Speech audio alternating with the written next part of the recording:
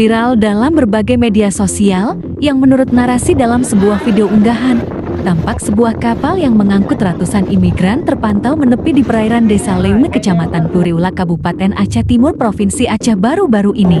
Hingga saat ini, kapal kayu tersebut belum diizinkan untuk mendarat dan ratusan imigran masih bertahan dalam kapal.